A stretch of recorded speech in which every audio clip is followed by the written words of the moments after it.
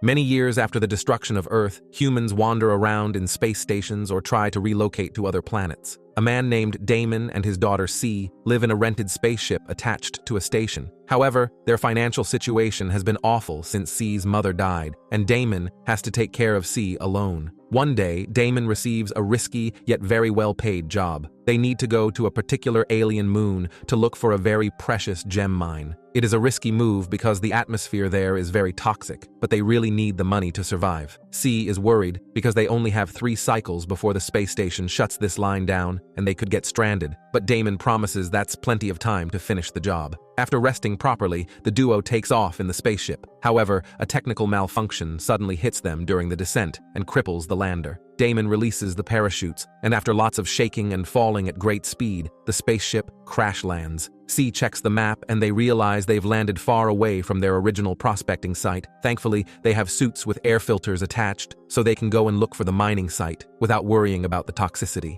They also bring a rifle just in case. They wander around for a while, and eventually, they come across an old mining location. So Damon decides to check it in case the last people left anything. Using a knife, he makes a hole in the ground and throws a special liquid, then puts his hand inside the hole, takes out a white bulbous mass, and proceeds to show C how it must be carefully cut to remove the gem. Otherwise, the very dangerous liquid will damage the gem. If they aren't careful, this liquid may even cause an explosion. C realizes this gem is expensive enough to clear all their loans. However, when she asks her father to return to their ship and leave, Damon refuses. He explains somewhere around here there's something called a queen's lair, which is filled with lots of gems that would make them rich. The duo keeps on moving to find the original digging site, but suddenly they hear the voice of 2 other people in the area.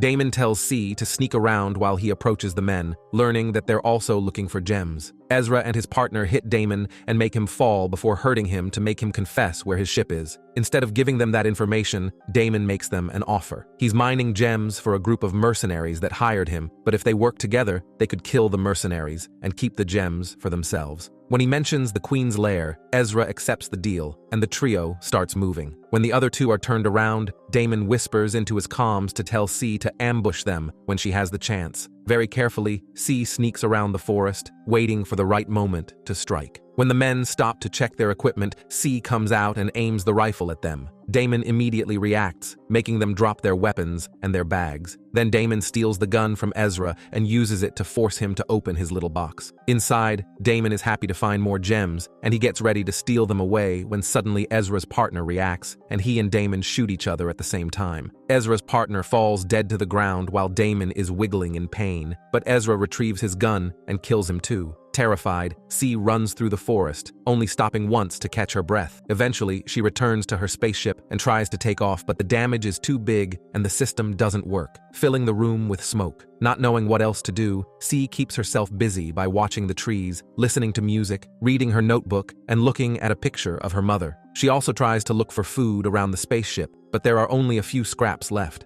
After a few hours, C suddenly hears a noise and quickly takes out the rifle to discover Ezra entering the spaceship. She quickly shoots and hurts him on the arm, but she doesn't have the goods to kill him. So instead, she gives him a medical kit and offers him a deal. He'll take her to his ship and out of this moon, or she'll kill him. Ezra proceeds to take care of his wound while he explains he also lost his ship, but he offers a different deal. He can pretend to be Damon and go with her to the Queen's lair to trick the mercenaries, promising an even split of the gems. C has no choice but to accept. Afterward, the duo goes out to the forest again, and C makes Ezra walk ahead while keeping him at gunpoint. Ezra tries to start a conversation, but C refuses to tell him her name or show him the map with the location of the mine. He changes the subject to ask about the mercenaries, but he is frustrated to realize Damon didn't tell C anything, pointing out he had been a bad father if he couldn't trust his daughter like that yet, still brought her along. Moments later, when they stop to rest and change the filters of the suits, Ezra notices his wound is getting worse. Then they keep crossing the forest, while Ezra tells the story of how his ship broke down, but suddenly C trips and drops the gun. Terrified, she picks it up and hurries to point it at Ezra again, but he never attempts anything. A few minutes later, Ezra needs to rest again, not feeling well. At that moment, they see a figure in the distance, and Ezra explains it's a settler, one of the few humans that chose to live here. He makes C put the gun down to avoid trouble, and this causes the settler to leave without a word. However, Ezra says they should follow him because they'll need his help. It turns out the planet's toxic dust has entered his wound and it's festering, so he'll need medicine. With Ezra getting weaker by the second, the duo follows the stranger through the forest until they find the small settlement where he lives. Ezra makes the traditional signs and says a few words in another language before asking for help, and the settlers accept to let him pass, but only if they leave their weapons behind. C doesn't like it, but she can't take on the mercenaries if Ezra dies, so they hide the weapons in the bushes before they enter the tent. Inside, C and Ezra indulge the leader by hearing his story and the bad music his daughter makes, pretending they enjoy it. They're also offered juice, which they quickly drink because it helps eradicate the dust. Then Ezra asks for a medical kit and perhaps some filter refreshers, and the settlers bring a box. But Ezra is shocked to find gems inside.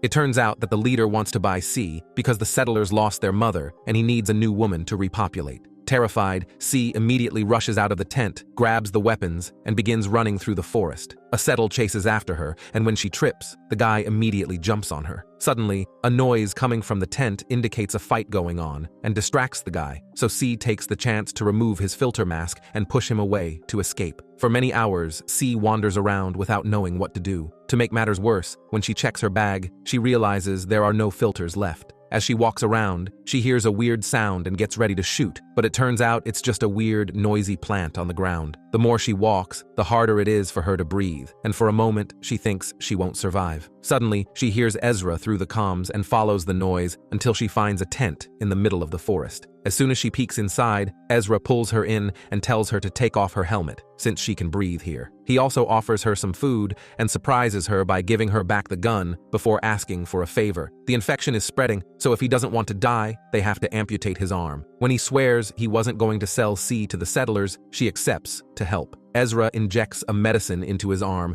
to numb the area, then hands C a little electric saw, teaching her about the different levels of intensity so she knows which one to use on skin and which one on bone. While Ezra does his best to withstand the pain without freaking out or passing out, C makes a very quick job of cutting his arm off, always keeping calm. Ezra is shocked by this, so while she cauterizes the wound, C explains she once was on a planet where they sent her inside giant dead beasts to retrieve the organs from inside, because she was small enough not to ruin everything by passing through it. Afterward, they gather as many supplies as possible from the tent, and the duo go out to the forest again. This time, C does chat with Ezra and even tells him her name. She explains that the notebook she carries, it's her favorite book, which she lost some time ago, and now she's writing down the story from memory. It's a very important novel for her because it's always kept her mood up and gave her hope for the future, even if her father had thought she was wasting time with it. Night has already fallen by the time they make it to the digging site, and the mercenaries are already there. They have their own ship and also a huge man inside a transparent box who has been captured for execution. The mercenaries don't know what he did, they're only paid to bring him here. Ezra pretends to be Daemon, and after a mercenary takes his gun away, he tries to apologize for being late, but the mercenaries keep interrupting him with music or by shooting at the air. When he can finally speak, Ezra makes an offer. He'll accept less pay than what they originally agreed on if the mercenaries take them with them when they leave. Otherwise, they won't dig. At first, the leader refuses, and when C tries to ask at least for parts to fix her own Basan ship, one of the mercenaries pushes her to the ground to threaten her. Ezra isn't scared and reminds them again that only he knows where and how to get the gems out, so the mercenaries agree to lend them the parts. The angry one lets go of C, but also messes with Ezra's filter to make sure he knows who is in charge. Then Ezra begins taking out those bulbous sacks to mine the gems. Unfortunately, he isn't used to working with his left hand, and he keeps messing up, letting the liquid ruin the gems. After a few failed attempts, the mercenary leader calls him out, so C cuts in and tries again. Sadly, she also fails, and the leader cancels the deal. Thus, Ezra uses a tool to hurt the leader on the ankle to make him fall. Then he pushes the guy's face against the ground until he dies. At that moment, the other mercenaries show up, and C manages to grab some of the dangerous liquid before they notice.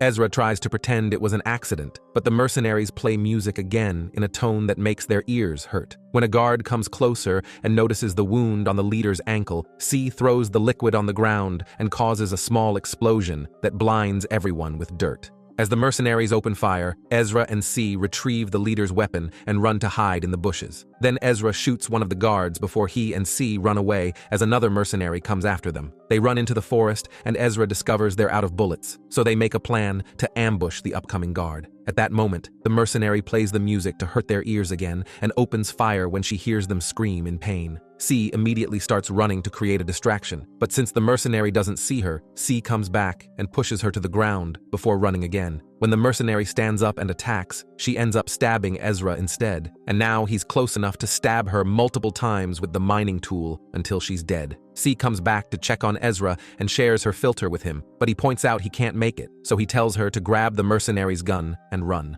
After some hesitation, C grabs the weapon and runs back to the mine, where she picks up a medical kit. There's a final mercenary that tries to shoot her, but it turns out the big guy has escaped from the box and jumps on the guard to kill him. Meanwhile, C runs back to the forest and uses the medical kit to take care of Ezra's wound. Then she drags him back to the mine with her, and while they ignore the big guy standing there, they enter the mercenary's ship and finally leave the moon, reaching the station right before they run out of time.